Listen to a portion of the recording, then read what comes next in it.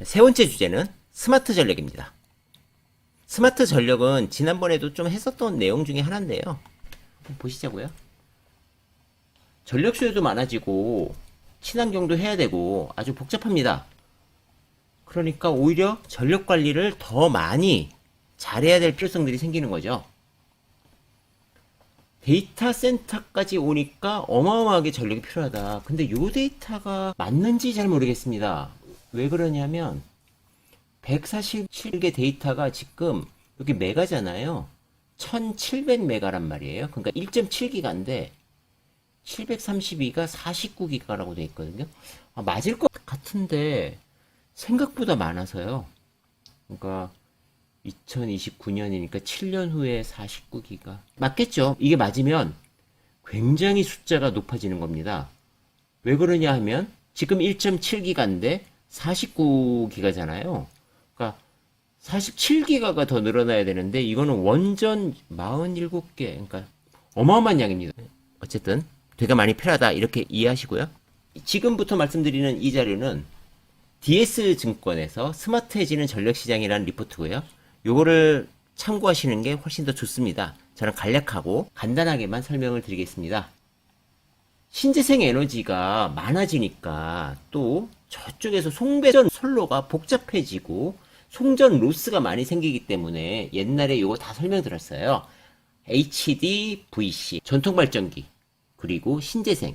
굉장히 복잡해진다. 그러니까 가상발전소, VPP 이런 것들이 되게 많아진다. 그런데 신재생이라는 게 문제는 뭐냐면 간헐적 발전이다. 계속 말씀드렸죠. 간헐적 발전이니까 변동성이 너무 커요. 변동성이 너무 크면 얘를 굉장히 잘 컨트롤 해줘야 된다. 그 컨트롤하는 방법에 대해서 제가 설명을 좀 드리겠습니다.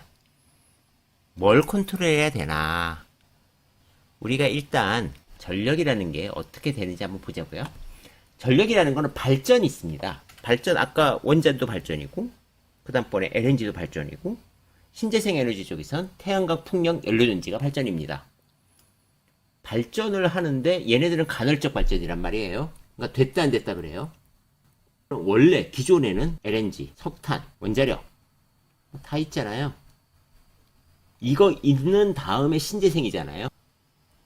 그러면 얘네들이 간헐적으로 되는데 송배 전을 갖다가 어떻게 할 거냐, 어떻게 컨트롤 할 거냐.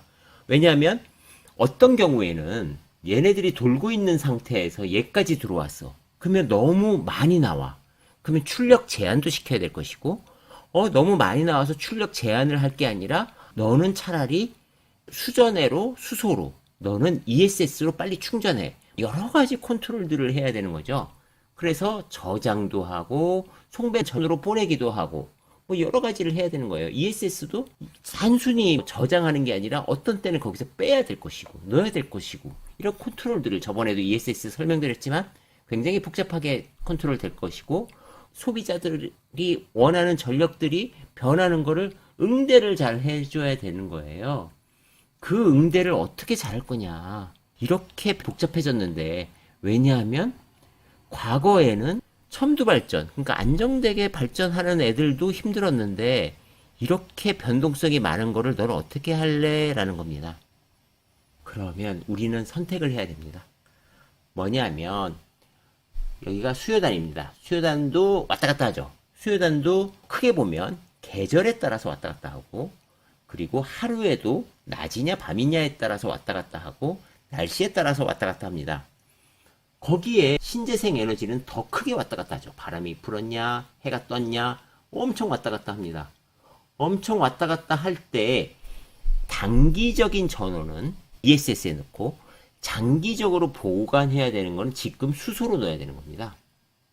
그리고 나서도 더 많아서 그게 송전선로에 데미지를 미치는 애들은 출력 제한을 끊어버려야 됩니다. 너희 전력은 우리한테 보내지 마. 딱 끊어버려야 되는 거죠. 그래서 보호해야 됩니다.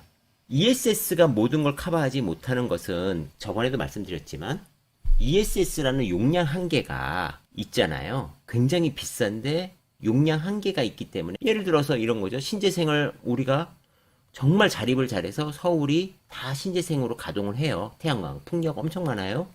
그런데 비가 계속 오는데 바람도 안 불어. 일주일간. 이 전원이 ESS에서 감당할 수는 없다. 그러니까 충분히 많았을 때 수전해를 통해서 저장하고 그 수소를 꺼내 쓰자라는 거잖아요. 네. 물론 거기에 에너지 효율이라는 여러 가지 팩터가 있지만 결국은 우리가 수소 경제가 필요한 거고 ESS가 필요한 거고 미세하게 컨트롤을 잘 해야 된다. 그래서 암모니아 경제도 필요한 거고 그런 거죠. 어쨌든 탄소세도 지금 부과하려고 하고 있고 좀 연기될 수도 있는데 이게 기본 방향이니까 이걸 하고 있고 R이 100을 빨리 해야 됐고 그러니까 우리는 수소 혼소도 하고 뭐 되게 많은 걸 해야 되잖아요. 되게 많은 걸 해야 되니까 어쩔 수 없이 이런 쪽도 굉장히 많이 바뀔 수밖에 없다. 그런데 또 한 가지 보면 한국은 에너지 수입 국가인데 전기세가 싼 나라입니다. 비싼 나라 아닙니다. 싼 나라입니다. 그리고 전력 공급에 대해서 다시 한번 그림으로 보시면 이런 그림들이 나오죠. 발전하고 송전하고 배전하고 그러니까 여기가 발전소고 여기가 소비자입니다. 그래서 이런 어떤 과정 안에서 우리가 이걸 어떻게 컨트롤할 거냐 이런 것들이 이제 중요해지고 있고 사실 이 부분에 대해서는 우리가 과거에도 좀 다뤘었는데요. 보시면 효율을 높이기 위해서 민영화 하자라는 겁니다. 민영화 하자. 발전도 해야 된다. 우리는 발전 국영입니다. 프랑스도 국영이고 나머지는 민영이고요.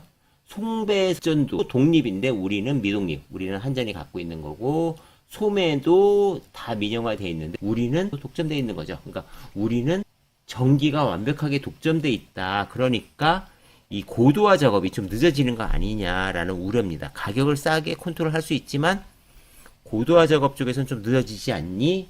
그런데 앞으로 저렇게 친환경이 들어오면 고도화해야 될 걸 이겁니다. 그러니까 발전사도 우리는 이 모델이죠. 지금 보면 소비자는 여러 개니까 이건 아니군요. 발전사도 여러 개고 배전사도 여러 개고 소매사가 소비자한테 하나로 보내는 구조고 있고 소매사들이 또 서로 크로스해서 공급하는 이런 부분들도 있습니다. 그러니까 궁극적으로는 도매 경쟁, 소매 경쟁까지 다 오는 이런 시스템을 만들면 더 효율적이다라는 거고요. 가격은 올라가겠죠. 우리는 대규모 발전 설비를 하니까 중앙 집권형으로 했는데 이제는 신재생 들어오고 뭐 들어오면 송배전 문제도 엄청났고 야 이거 한전 혼자 할 수 있냐 이거 민영화 해야 되는 거 아니냐 이런 얘기들입니다. 돈 올라가는 소리긴 하죠. 그래서 지난번에도 한번 보여드렸던 에너지 보면 미국은 자기네가 천연가스가 많이 나오니까 천연가스 늘어났고 원전이 상대적으로 줄었고 석탄 줄었고 풍력이 엄청 늘었고 태양광도 늘었습니다. 기타 쪽에서 수소도 많이 늘었죠. 그러니까 미국은 그나마 준비가 많이 돼 있다. 유럽은 석탄 줄었고 천연가스 조금 늘었고 풍력이 많이 늘었고 15%네요. 태양광이 6%, 원전은 18%, 기타 24%입니다. 석탄은 줄고 있고요.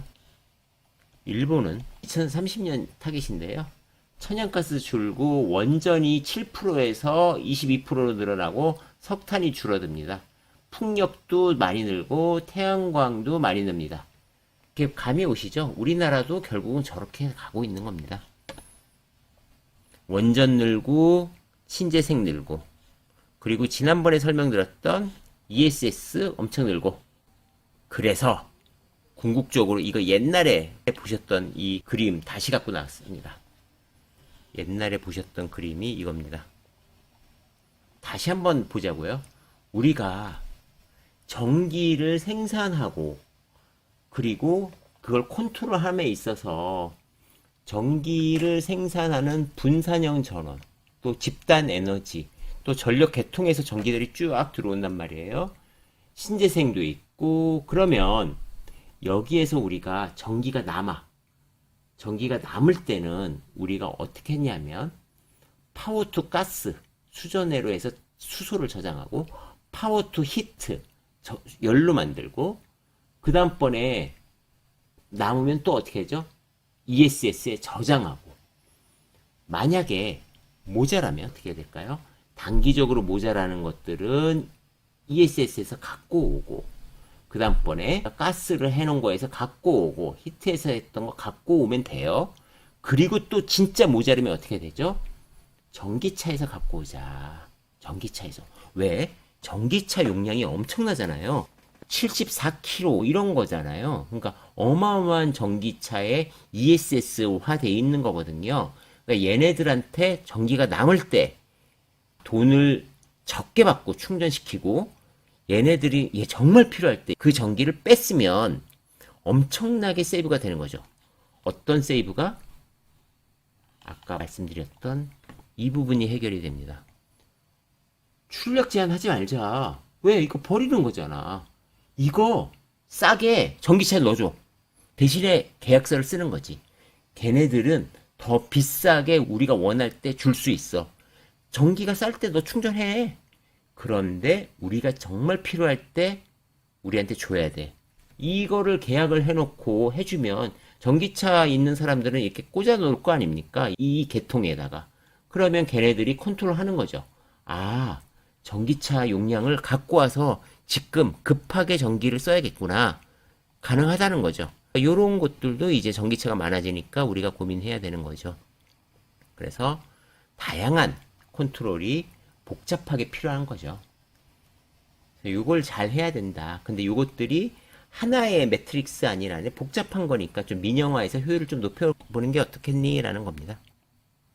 그것 중에 일부를 다시 한번 그림으로 표시한 건 이겁니다. 그러니까 파워 투 가스, 파워 투 모빌리티, 파워 투 히트. 역도 다 가능한 거죠. 그래서 모빌리티는 다시 비아클 투 그리드로 다시 그리드에 연결할 수도 있고, 이런 아주 플렉서블한 전기 시스템을 만들어야 된다. 앞으로는 이런 겁니다. 그래서 우리나라는 가상발전소가 아직은 좀 그렇긴 한데, 앞으로는 이 부분을 어떻게 할지가 나오겠죠. 그래서 여기에 관련된 회사들도 분명히 하나 나올 텐데 규모는 그렇게 크진 않습니다. 하지만 이것들도 새롭게 고민이 되는 부분들이니까 보시고요. 유럽에서 VPP 가상발전소 규모가 나왔는데 이게 달러잖아요. 그러니까 30년에 5억 달러가 안 돼요. 그러니까 한 6천억, 7천억? 그러니까 한국에서는 금액이 되게 작겠죠. 유럽이 저 정도니까. 그래서 규모는 그렇게 안 큽니다. 그거 감안하시고 보시면 되겠습니다. 세 번째 주제도 여기서 마치겠습니다.